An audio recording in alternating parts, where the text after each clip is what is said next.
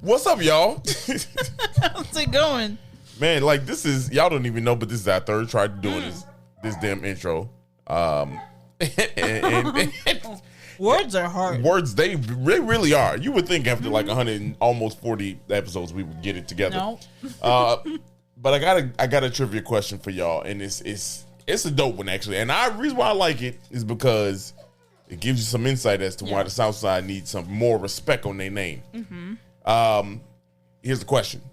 How many sites are historical landmarks on the South Side of Chicago? How many historical sites are landmarked on the South Side of Chicago? Better question.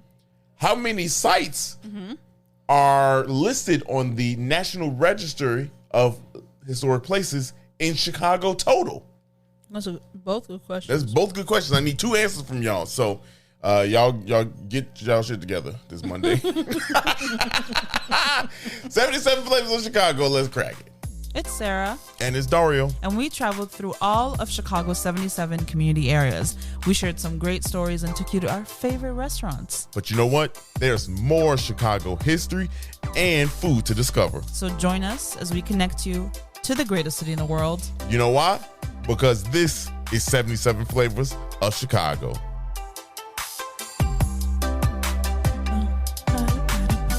You know what we should do? Hey, what's up? One day we should just randomly play the old intro. I was thinking about that. But I don't even know if I got that damn file no more. I was honestly thinking like a few weeks ago. From an old shit, episode. no, you can't. I can't. I mean, it would. You don't have the audio files of the old episodes? I can't. I think so. Maybe. Just I'll play it and then I'll screen record on my phone and then I'll send you the file. Since I got a guitar now, let's just try to remake it. No. Let's just try to remake this shit. If you're new here, welcome. Yeah, for real. This is the back of the bus at the front of the bus. Nah. Go ahead, skip 10 minutes if you don't care about who we are individually. Yeah, right. And you're just here for the trivia question. For the questions and the learning. And the history. If you're not here for the vibes, skip 10 minutes. Yeah, we'll tell you when to skip. But let's skip. Potentially skip. Trivia question: how many nationally recognized places, landmarks on the South Side of Chicago? And second part to that is how many landmarks on the National Register total in Chicago? Any guesses? I mean, I know the answer. That's right, you do know the answer. Do you want me to say it? All right, cool. 105 on the South Side. Hey! And 350 total? Look, go crazy. Yeah, y'all. You know what time it is? Yes, actually 104. So I say 105, but whatever. It's 104 on the South Side of Chicago alone. That's a lot. Which y'all probably like, okay, there's still 350. Yeah, but the South Side has 104 by itself. Okay, y'all don't understand. Bronzeville probably got like 77 of those. Bronzeville got them all. No, but ain't that interesting? That's very interesting. A lot of people, it's crazy that, it isn't more toured. Yeah. You know what I mean? Like how it should be, or places it talked about in the news like that. And I know the open house ad either just ran or about to run in the middle of the episode. But if you are interested in exploring these sites, the app for open house actually has a ton of these sites. They're open to the public. You can go check them out. Even some of the sites that we're going to talk about today are at open for open house. Yeah. We have an itinerary up there. You can go check it out. Yeah. Go check it out. Yeah, I don't know if it's up by the time you listen to it. It's open house weekend. Right. Which is October 14th and 15th. Yes. And it's lit. I can't wait. This is our third year. I'm so excited. Yeah, I know. It's actually like the entire month of October. There's stuff going on, but open house weekend is like the lit weekend. That's where our itinerary comes into play. Yeah. After the weekend is done, you can still move about. Yes. Explore. Anyway, how are you? I'm good. This is the part where you can skip ahead, y'all. If y'all don't want to, give us about 5-10 minutes, and then check in on this. But I'm good. I'm good. You had fall softball today? Yes, fall softball started up. Your boy went 0 for 1. With a strong effort though. It was a little dribbler back towards the back towards the mound, and your boy almost outran it. You know, had them thinking, how is he? Oh, the ball was dribbling. Yeah, right. What you thought I was doing? Dribbling. Baseball. That's different. But yeah, I had a lot of fun with that. Been working hard on these photo gigs. It's pretty fun. Had my first sports shoot. That is so exciting. Loved it. It was so fun. Yeah. So incredibly fun. My first time ever doing it. Mm-hmm. I'm just super excited to kind of like do it. Like I texted you while I was on the job. I was like, hey, that's all I want to do now. That's all I want to do now. Sports. No, because we can't afford that camera lens. What you mean? Isn't that camera lens like $50,000 by itself to shoot sports? No, I got the one to shoot sports. The 200. Now you can get longer. Yeah, but isn't there like the longer one? Yeah, like yeah. You're shooting like professional. The 5,000, the 500 meter. Yeah, I mean that's 10,000. Oh yeah. Okay. Well. But I mean I don't need that. I mean like. I'm trying to go to Greece next year, so. For my birthday, y'all. That's what we're trying to do. Mm-hmm. How you doing? Me? Good. Yeah, I'm good. I don't.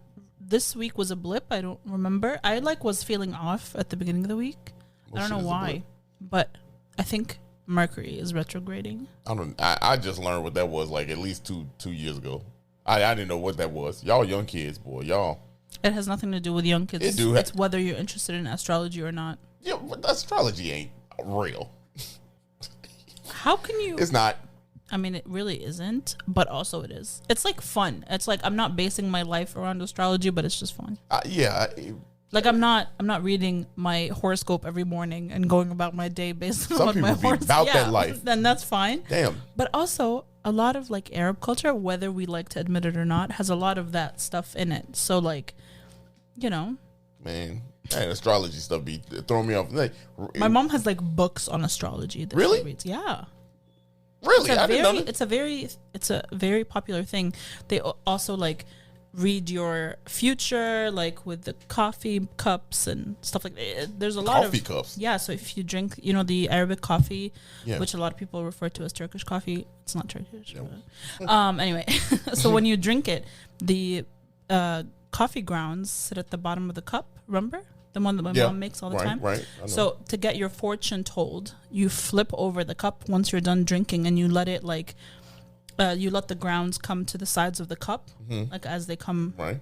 They roll down the cup. Drip, and then and then when you flip the cup back up, a fortune teller can read the symbols in the cup to tell you your fortune. It's like reading your palm or something. That is ridiculous. I like how you're so quick to call things ridiculous that you don't believe it. No, I'm just saying that's wild. That's a lot. That's a lot from a coffee cup. Yes. What if you had a Starbucks cup? What that coffee saying? It's not that kind of coffee. It has to be coffee that has. It's got to be that lick, grounds. that thick. Mm-hmm. That thick coffee. Mm-hmm. Yeah. I'm gonna have my mom read you your coffee cup one day so she can tell you your future. I gotta drink Turkish coffee though. Sometimes I'll be like, yeah, let's I'm with the vibe. I'm with the shit. Yeah, let's go ahead. Give me some. Yeah. The first few days that she visits, you're like, yeah, and then you're like, day 40, you're like, I'm good. No. Well, no, thank you. No, I just be busy. Yeah.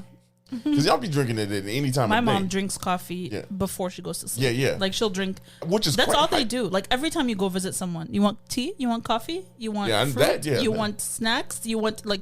Did she use the bathroom like in the middle of the night? She probably get up and like the struggle is real.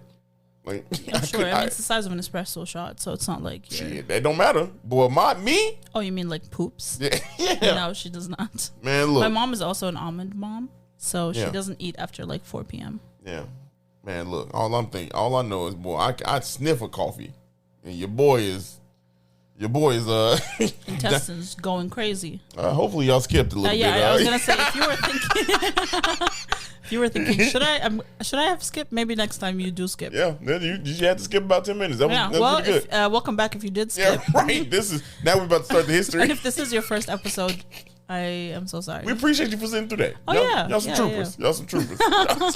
Now, it's important for you to know who we are. Yeah, you have to understand who we are because, like, the history is fun, but like it gets delivered whack and boring. So we try to do our best to, we ain't even actually trying to spice it up. We just be talking like we just normal. Like regular. We be telling some hardcore Chicago facts. and just be laughing and shit in between. Yeah. Crude jokes.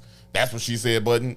That's my favorite. Talking about poop every now and then. Every now and then, at least every episode. At least. No. You talk about poop probably every other episode. Y'all, if y'all tune back in thinking that we was about to get this is called overtime. Sorry. Okay, here we go. Facts. Hey, are you ready to talk about gospel? That is so dumb. Y'all. Today's episode is about music. You know, I think we're gonna kind of do like music. Go down, run the list of music here in Chicago. But today we're starting with gospel because I feel like everybody talk about house music. Everybody talk about all the drill and everything that we always do.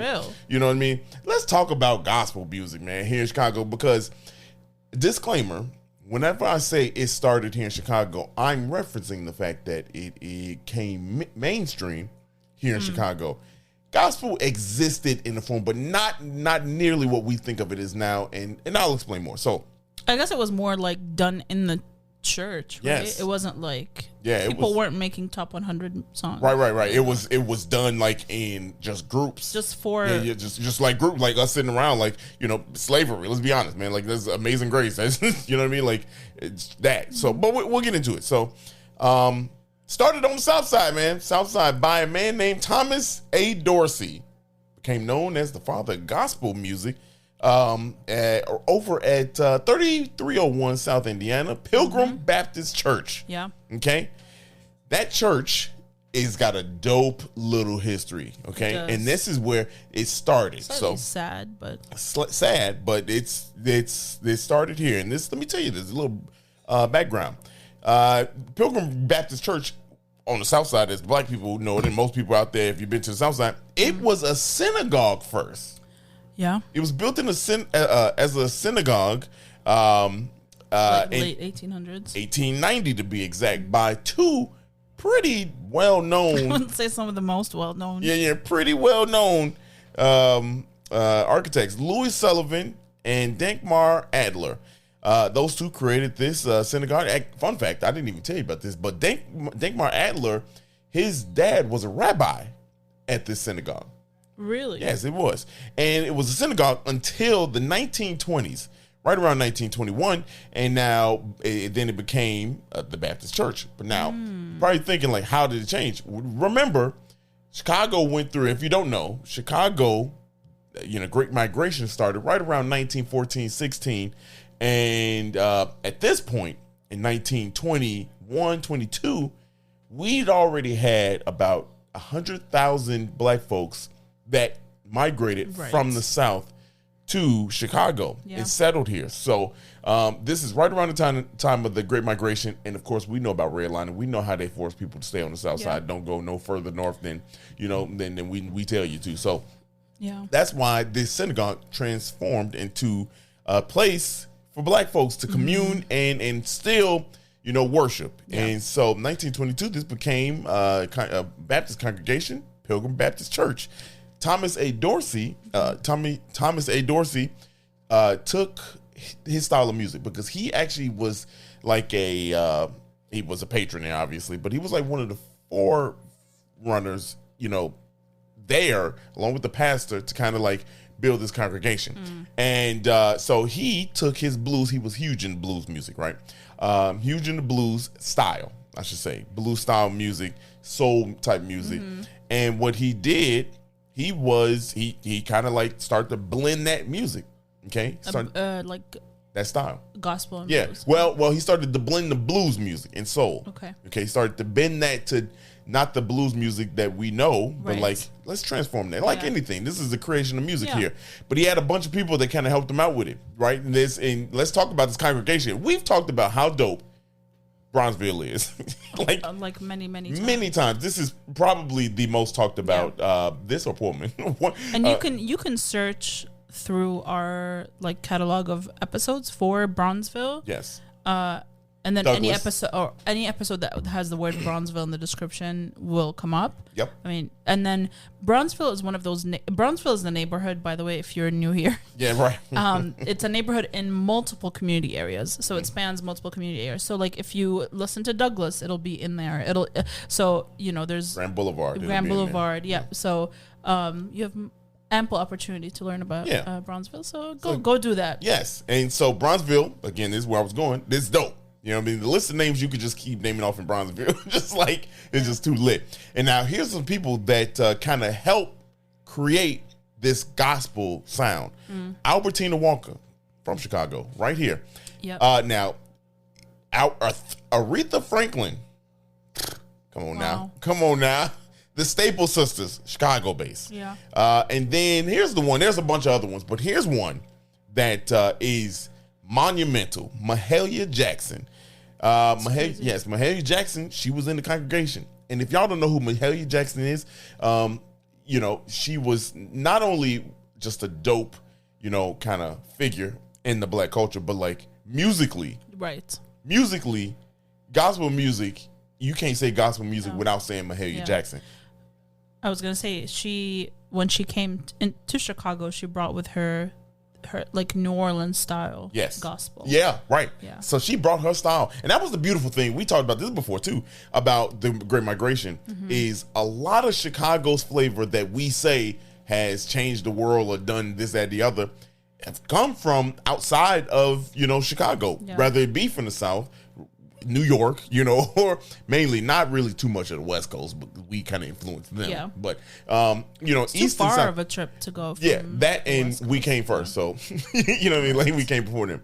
But a lot of the styles, all we did was take it, or people came up here and created something brand new, and it was like revolutionary. So that's exactly what happened with Mahalia Jackson. She took that jazzy type gospel music sound, I should say, from New Orleans, brought it up here. She lived here for a long time. Yeah. For a long time, she lived here and worked with Thomas A. Dorsey. And you can actually go visit where she lived in the beautiful Western Chatham neighborhood, 8358 South Indiana Avenue, which is just further south down south from the Pilgrim Baptist Church. So you can see how easy it was for her to get to church. To work. Yeah, get to work, right.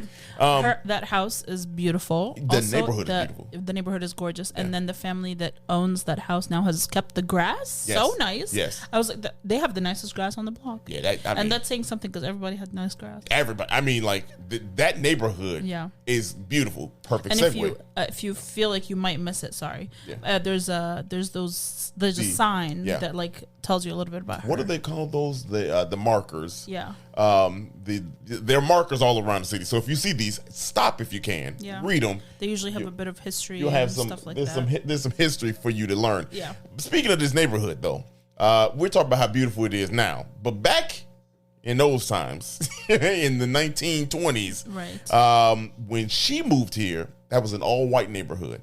Okay, not taken away from the beauty that might have been back down there.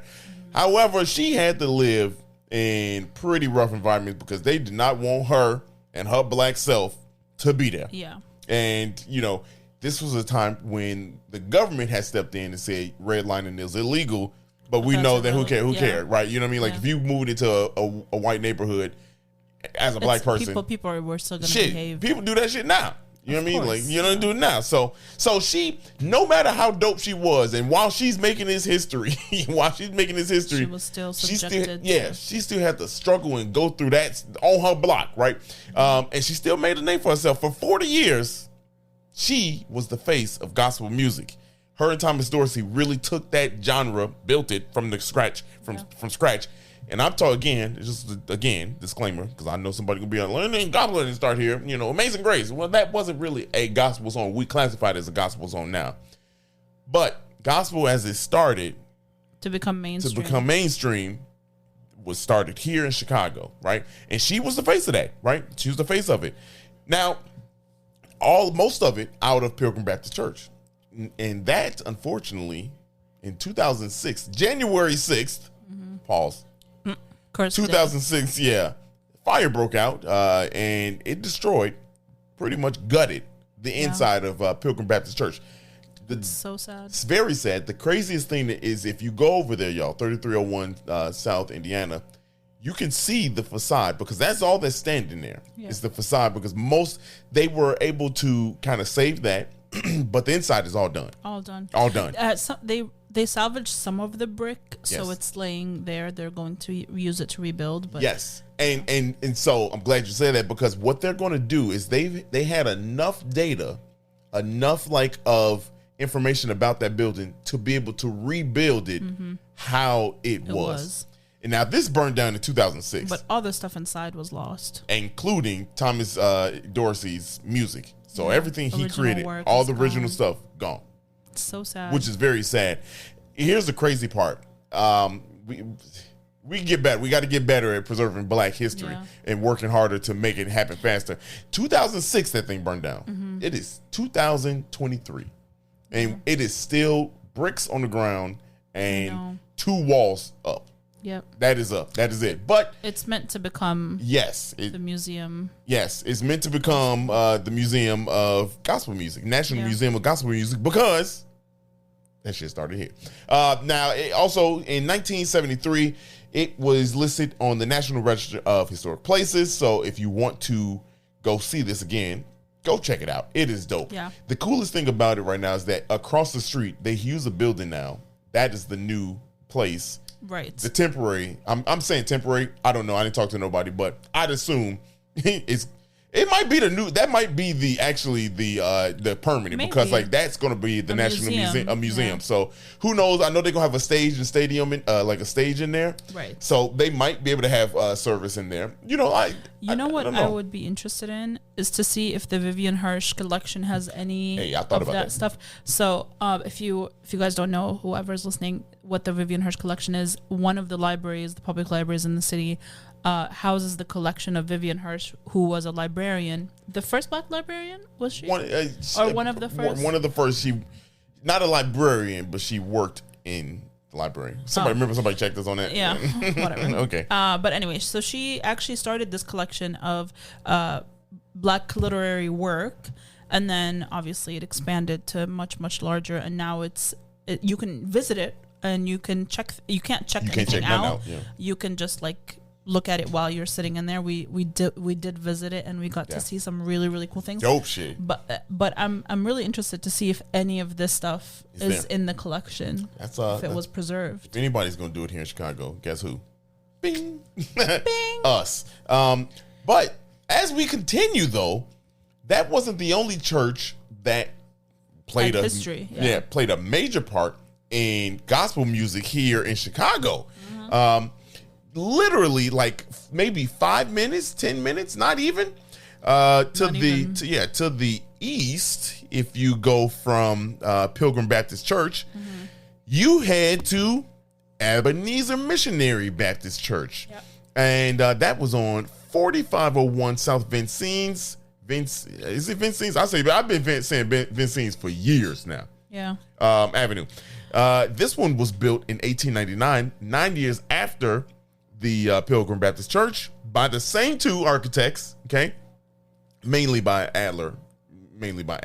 Yeah. And guess what? It too was a synagogue. It was a synagogue. Here's a really cool thing about this. And again, we told, if you know anything about us, we encourage you to, when you're walking around, look at buildings.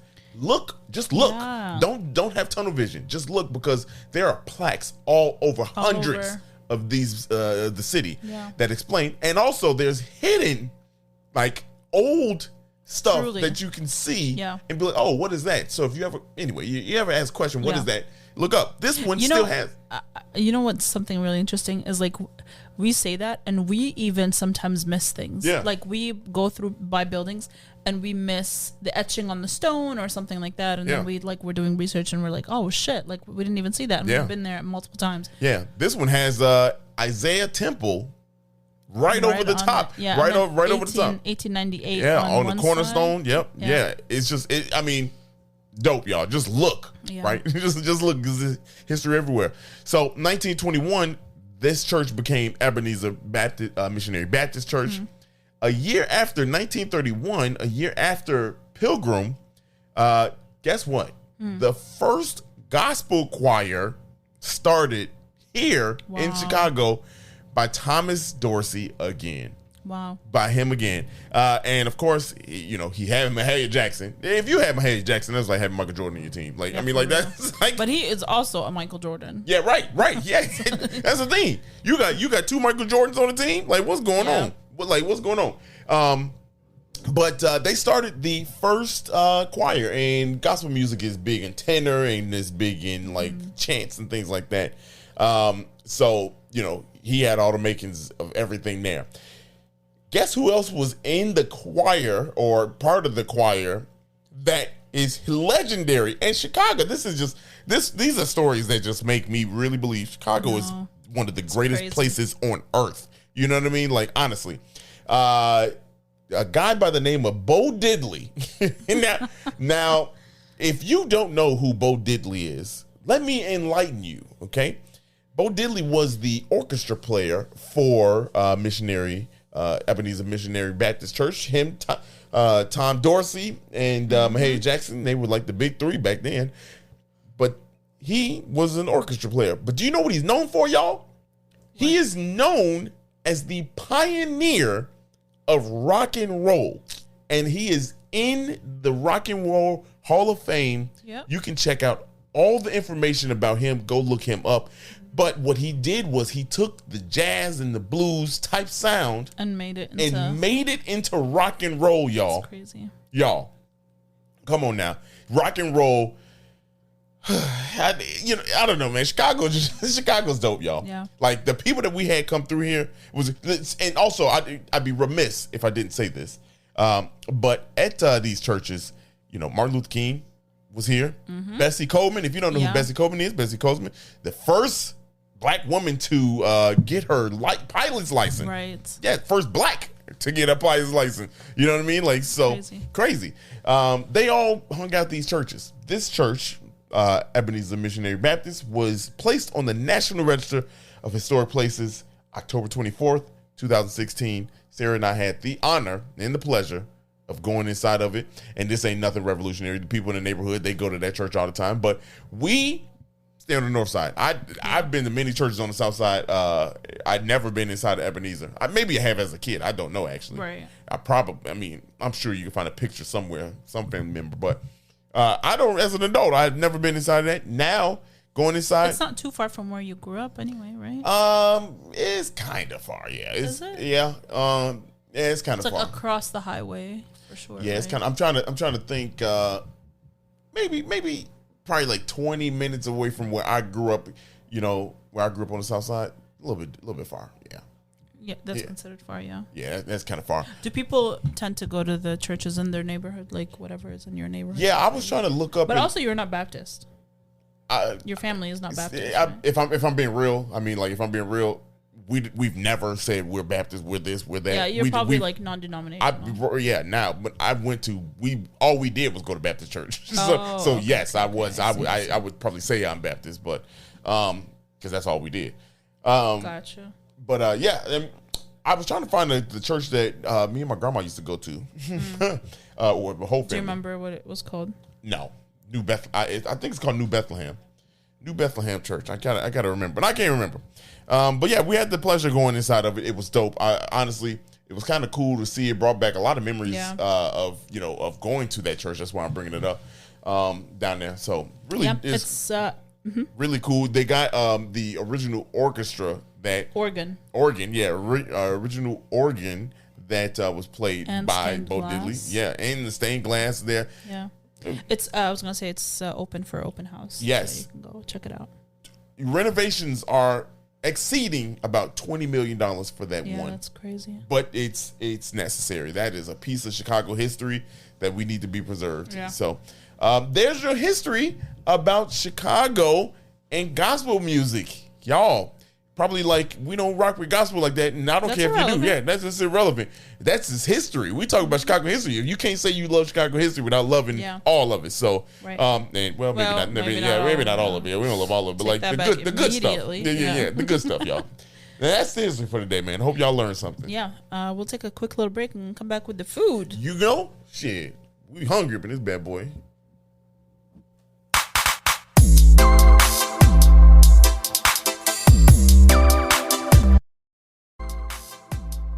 All right. We are back. Hey.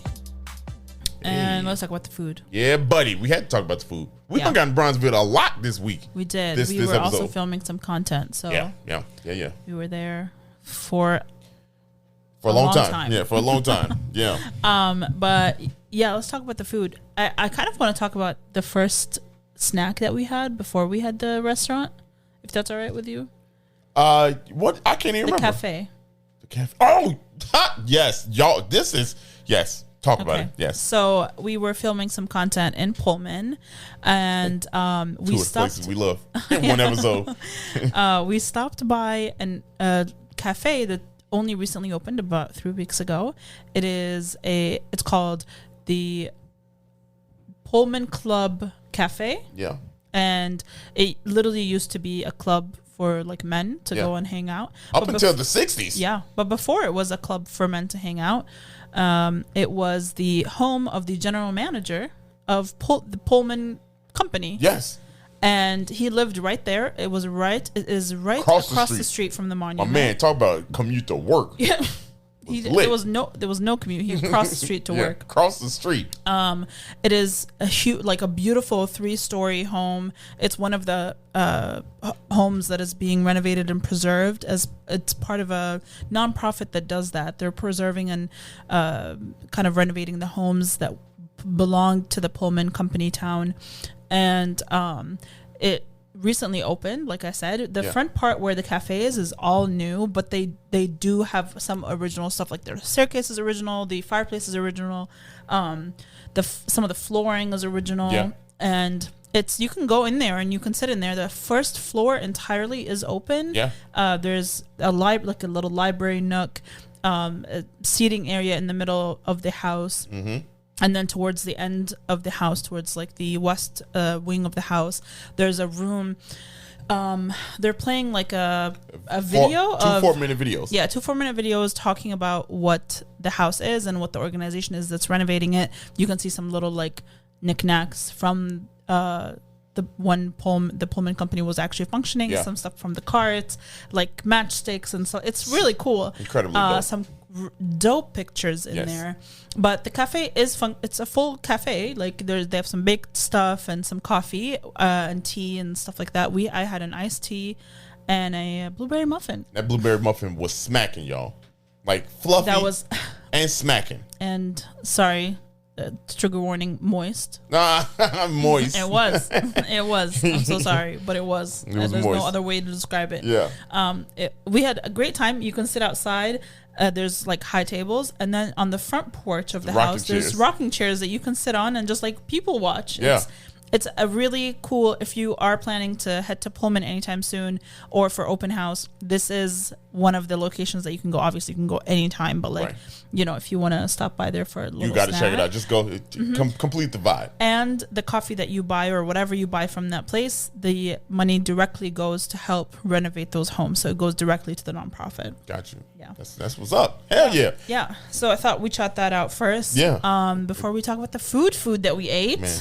It was beautiful to eat in Bronzeville. It was. I tell you, for like the third time. This is the third time this run. We ate at Pearl's Place. And if you don't know what Pearl's Place is, it's kind of a staple in soul food in general. People like Carla Hall will frequent it anytime she's in town and stuff like that. So it's really like they call it a white table. What is it? White cloth experience. Yeah. I would say, it's not like fine dining, but it is 100% fancier than any place. Yeah. That. Yeah. What you mean? I just yeah. It's like I'm up here waiting for this. It's a dope spot. It's a dope spot. Come to, man. Like, and it's attached to. It looks like an inn, and I'm it is. I'm guessing. To an inn, yeah. I'm guessing that's area used to be something completely different. I think so. That whole like little thing used to be different because a lot of people used to hang out there from back in the day. Yeah, it's been here for 30 years. This one. About 30 something years, which I thought it was there for longer. I think it was something else. It was. It was something else, and like anything on the South Side, it's not preserved. Well, the history records won't say, but it is where a lot of the people that I named from this, as well as other genres of music, would hang out. Yeah. So, I mean, it was lit in there. Yeah. If I'm being honest. Yeah, it was absolutely the funnest vibe. Yeah, it was so much energy, and there were two options. So you could either order from the buffet or you can order from the menu. Yep. We decided not to order from the buffet because so the buffet is dope. Don't get me wrong. It has literally almost everything. Yeah. Except for two things. It didn't have two things that I wanted, man. Which were? The spaghetti, and it didn't have the catfish. And I wanted to try the catfish. I know. The catfish, I looked over to the table next to us, and they had the catfish dinner, and that looked so good. And I was like, we have to get that. You get a lot of catfish. Yeah. But the buffet is $27.99 a person. Yep. And then the menu ranges between, I would say, like, this is the lunch and dinner menu. They do serve breakfast all day, but we went in the evening, so we got dinner. Everything is about, I would say, between $18 to $30 a plate, depending on what you're ordering. Yeah. All the entrees come with 2 sides and cornbread or dinner rolls. Yep. So, but we were definitely the most underdressed people in the entire place. Yeah, for real. Like everyone was dressed so nice. Yeah. And on the website of the restaurant, it says "Come in your Sunday's best," which I definitely feel like everyone did. We were dressed nice now, but like we were not the Sunday's most best. Casual in comparison with everyone else that was in there. Yeah. And we got 2 entrees, so that would be 2 things with 4 sides. Yep. And I'm going to start with the dinner rolls. Yeah. Because those genuinely blew my mind. Yeah, them dinner rolls was different now. They are like maybe steamed. They're cooked in a metal like pan. Yeah. And I feel like they put the pan in the oven, but there has to be some moisture in the oven because they were so fluffy. Man, the fluffiest, y'all. The fluffiest dinner rolls I've ever had in my life. Yeah, they were different. And they're slightly sweet. I don't know. Man, they were so good. And you throw the butter on there? And they whipped butter. It was really, really great. The cornbread, not my favorite. Yeah, the cornbread. I don't know if we got a bad batch, but it was just not good. I just feel like that's a characteristic trait. That's what it is. It was like bland. It's just no flavor. No flavor. And in my head, I was like, after having the bread, it was such a disappointment. Yeah, you like, the cornbread about to smack. Come on now. It did not smack. It did not smack. It did anything but smack. Correct. Yeah, it didn't. But that was honestly the only critique. That was the only thing. I do have one more critique, but it's small. Yeah. But let's talk about what we ate. Yeah. Okay. Start with the catfish. So we got the catfish. It's 2 large fillets. Man. I feel like you get a little bit more too. Yeah. You can get it. There's multiple ways you can order it. We ordered it fried. Oops. We ordered it fried. What did you think? I thought the catfish was smacking. I mean, it was so well seasoned. Yeah, it was so good. Honestly, it was the perfect kind of like the breading. I know. The inside was cooked so well. The fish was seasoned, not just the breading was seasoned. And also, y'all, when things come out of the oven, when it comes to your plate, it is like fresh. Everything's made to order. Fresh from out except there. For like things that like greens and stuff. But they told us it says it takes 15 to 20 minutes for the food to come out, and when I tell you I could not hold the chicken the entire time that we were there because it was so hot. Yeah. That is how fresh it is. Yeah, it was hot. It was hot. The catfish was like that too, man. Yeah. I mean, it wasn't that bad, but it was. It was hot. Yeah, it was though. It was hot, but that was so good. I think that's what just it was perfect about it. Plus, hot sauce. They get hot sauce with hot sauce catfish. It's like a vinegar-based hot sauce, which was amazing. And every black person on the planet know that when you have catfish, you got to have spaghetti. So we had the spaghetti. You were. I was a little. All right, so y'all. I'm gonna say it. I was expecting like black people spaghetti, and that black people spaghetti. Mm-hmm. You just Google it. But it was don't. Don't type it in. Type spaghetti Dario will be talking about on the podcast. No.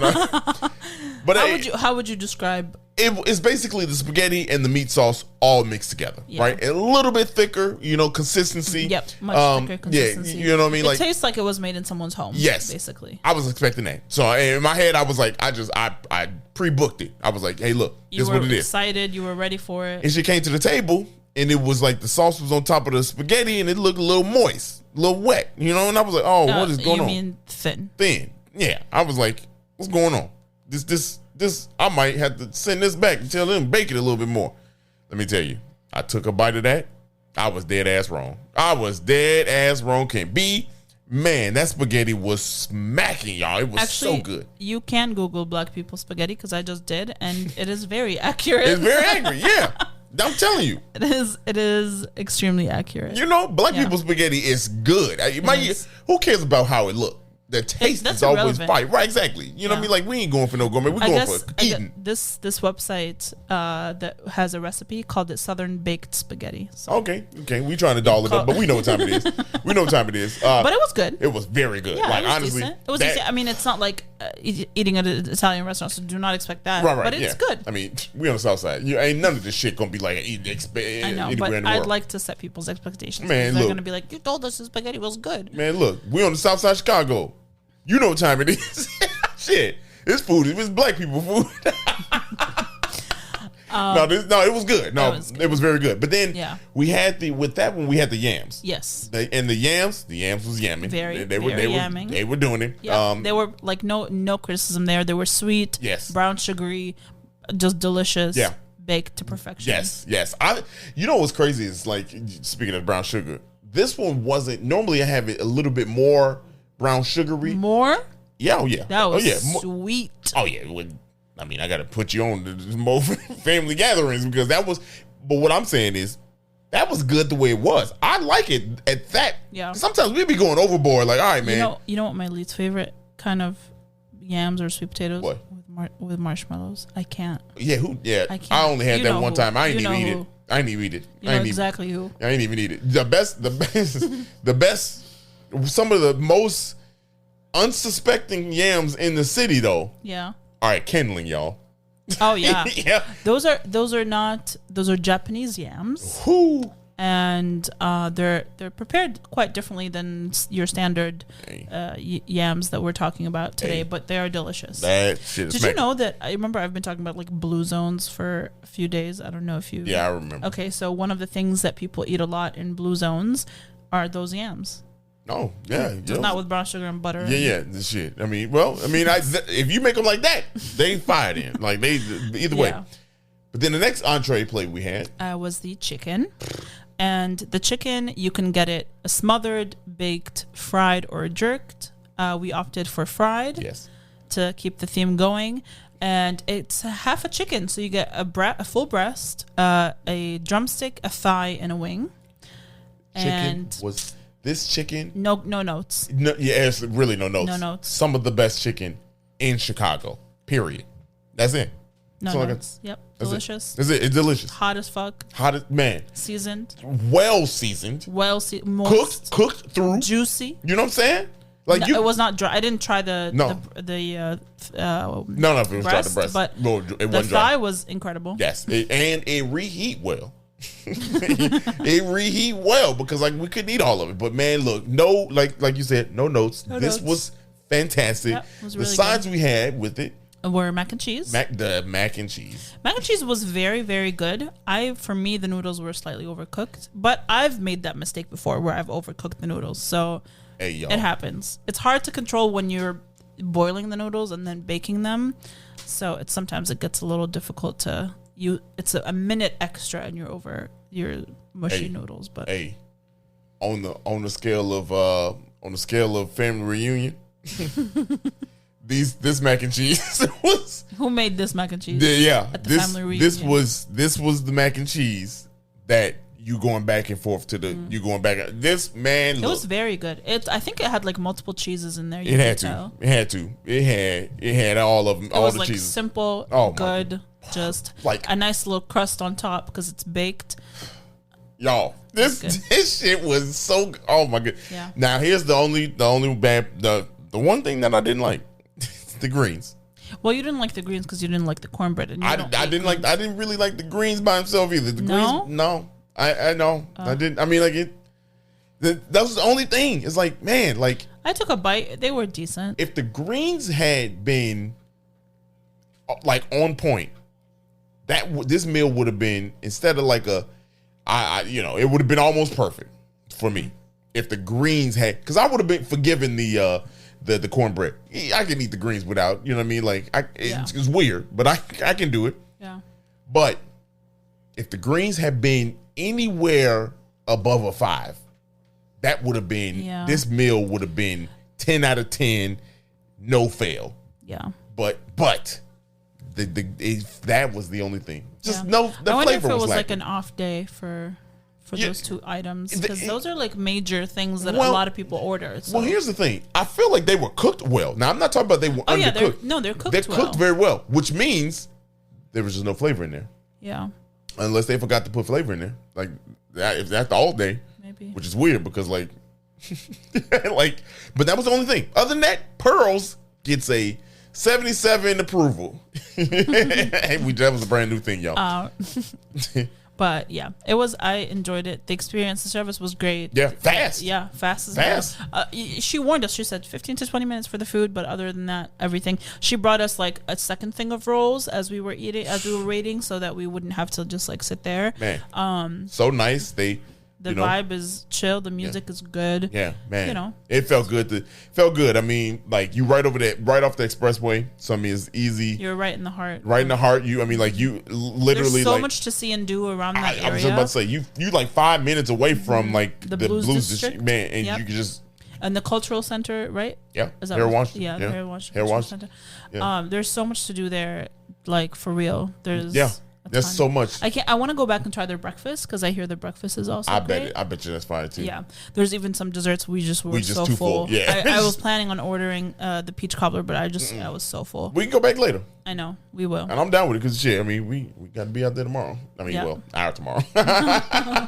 Speaking of out, if you did enjoy this episode, please go ahead and share it with someone you love. If you hated this episode, share it with someone you hate and ruin their day. Maybe one person's trash is another person's treasure. So you never know. Look at it. You never know. Maybe they'll love us. Go ahead, Geek.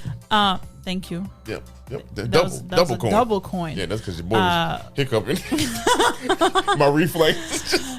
Until next time, y'all. Yes. See y'all on the gram.